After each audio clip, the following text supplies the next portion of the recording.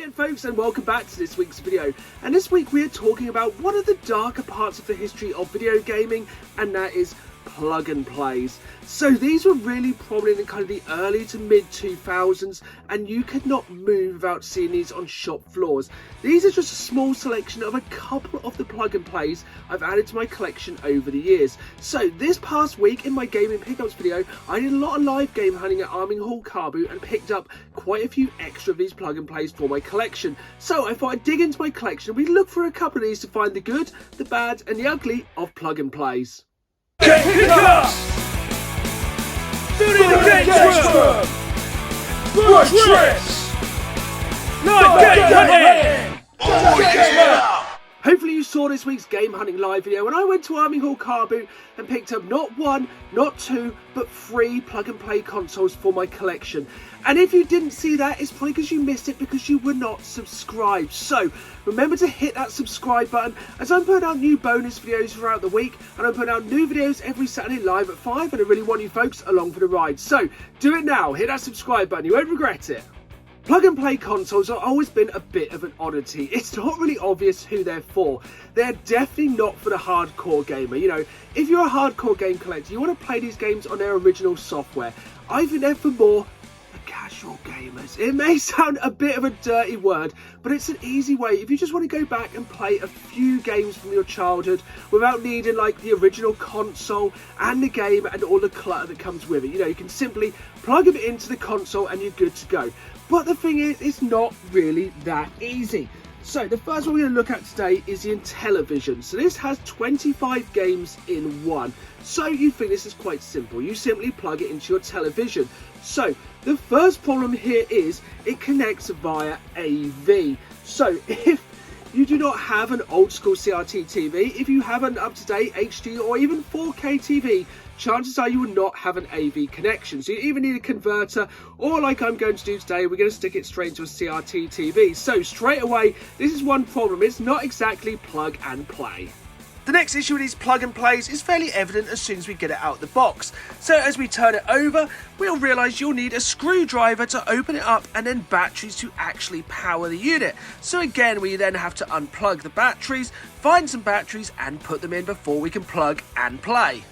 First of all, there are 2 things that really surprised me about this console. First off, a positive, it has an incredibly long lead to plug into the side of your television, which is really helpful. But secondly, well, I can't understand why this has such a modern looking controller for a console that looks absolutely nothing like this. You know, if you want to go back and play the Intellivision, not that I ever had personally, this is probably not the way you'd expect to do it, but we're going to jump in and see what this one's like. So straight away, it does not have the most exciting looking menus. Like, these are the most basic menus I think I've ever seen. Like, I don't know many of these games. Pretty much any of them. Space Armada looks incredibly like Space Invaders, but I'm just going to jump into one of these random games. So Shark looks fairly interesting. So I guess we'd hit the start button. No, there's a reset button, a select, an AS. Okay, so it looks like the B button actually controls the game. I did persevere with the console and I did try out most of the games on this plug and play. But the main theme I've found of these is they just don't have instructions.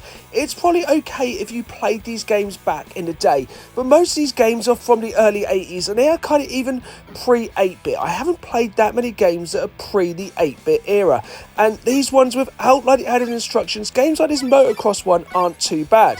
You can pretty much work them out, but most of these games are incredibly confusing, such as this castle game. I didn't even know what I was going to be doing. Was I trying to get to the castle? Was I trying to get away from the castle? I don't even know.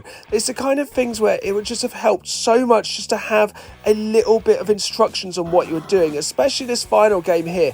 I literally had no idea what to do, but you know, going back as a product so you can relive some of these Intellivision classics, if you played them back in the day, this is probably an amazing way to do it. Pretty cheap and simple. This plug and play was actually a fairly decent surprise. Like, all of the games felt pretty solid, the controls were tight, and it was just easy to play. So the games themselves are not really the kind of games I do enjoy, but if you played these games back in your childhood, this is probably a really good way to jump in or to give yourself a bit of a history lesson. One of the companies that randomly seems to make a lot of these plug-and-play consoles is in fact Sega. So it looks like they've stopped making home consoles to really concentrate on making plug-and-plays, such as this, the Sensible Soccer Plus Sega Megadrive. So you may think at first that's a really weird game to add onto a plug-and-play, but that's the main game as advertised. It also comes with Cannon Fodder, which we all know is an absolute classic, and Megalomania, which is a game I've never played. So we're going to try these 3 games out and see how good this plug and play really is. Couple of things about this console before we jump into it. So, first of all, the controllers are absolutely fantastic. They are based on the absolutely iconic Megadrive 3-button controllers, and the actual plug and play device looks pretty cool, looking like a tiny mini Megadrive, but it is 2-player, which means it has a lot of leads, and also this thing takes 4 AA batteries. So first of all, I'm going to have to go and raid some AA batteries from the smoke alarm. I think one of the most surprising things about this console again is how clunky the menus are. It actually took me ages to get into a game which I was actually playing and not simulating or just kind of not being a part of in any way, shape or form. Again, it just seems some very simple instructions would have made this a lot easier, but I have to admit I am a bit of a sucker for these old 16-bit sports games. I don't really like sports games as much nowadays. I think they're overly complicated, but I do enjoy how you can just play these with 3 buttons, 2-player. It's just a really good local multiplayer game. This is definitely a classic way to play it on the cheap, on a nice simple plug and play. This is more what I am talking about. This is Cannon Fodder, and what an absolute classic game this was. I played this so much back in the day on the Mega Drive, so much so that it's actually on my 20 in 2022 list of the 20 games I most want to add into my collection this year. But going back and playing this like over 20 years after I originally played it, it is still an absolutely amazing game. It is so simple. All you need is a D-pad and 2 buttons. And speaking of the buttons, the controller in this is actually pretty good. It's pretty accurate. I would say one complaint, the controller is very light. It does feel very cheap and plasticky, but it does work really well. And this game has stood the test of time. This is still a solid game. Some of these retro games feel a bit rubbish this time later, but this still feels absolutely amazing. It was so good, I actually kept playing this after recording for this video. It's such an iconic game of the 16-bit era, and one it's nice to be able to revisit just by plugging in a plug and play. As I've said, I've added this to my list of games for the 20 in 2022 collection because I do not own a copy of this game. So even for me, this is a great way to play this game.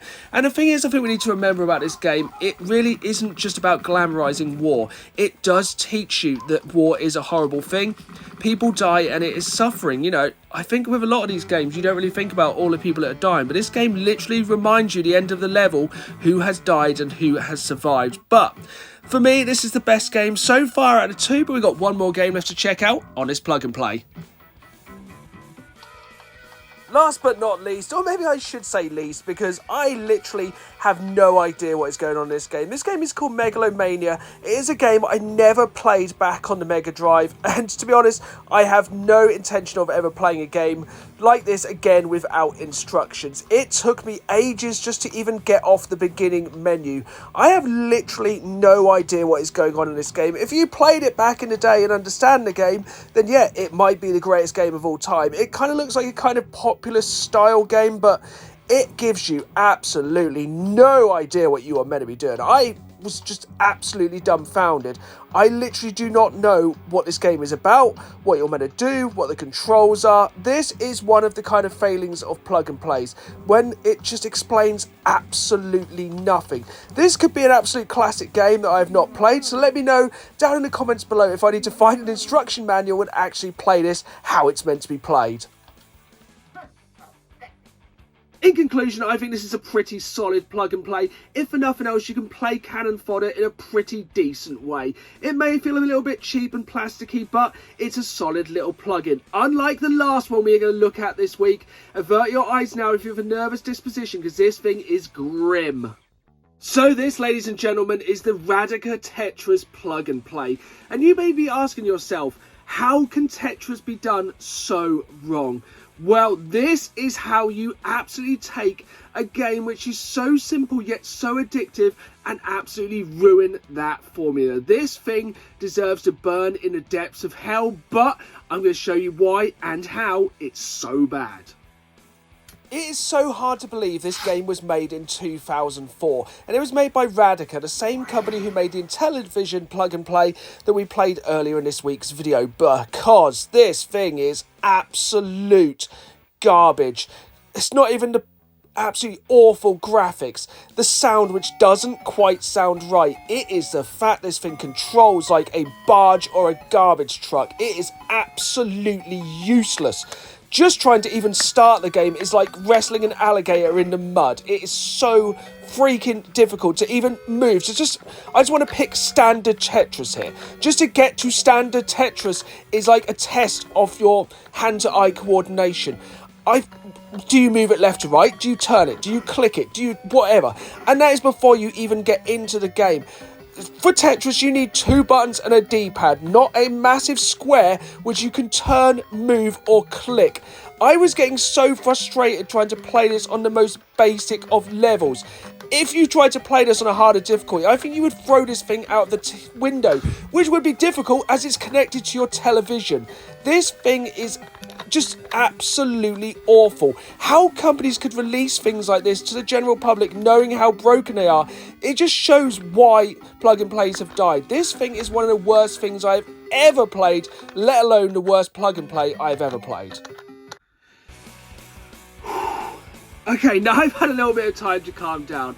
That Tetris plug and play is probably the worst thing I've ever played in my entire life. I have heard the rumours about it, I have read online it was bad, but whoo, I did not realise it was that bad. But that is the thing with plug and plays. They are such a wide range of being absolutely amazing to being that Tetris plug and play, but that is the fun of them. That's why I like picking them up. They are one of those weird oddities to add into the collection, and I see them all the time for super cheap, because who really wants them in this day and age? It's so easy to go online and get emulators, or just to get one of the better plug and play consoles. But I'm a sucker for them. I think they're fantastic and I love adding them into the collection. So I hope you've enjoyed this week's video. Let me know in the comments below if you'd like to see more of these plug and play videos. I have got quite a few in my collection and I love dusting them off and checking them out. So if you enjoyed the videos, please remember to hit that like button, subscribe. I put new videos out every Saturday live at 5, as well as bonus videos. So subscribe now so you don't miss them. Thanks for watching. The channel's nothing about you folks, and as always, keep playing the game. See y'all soon.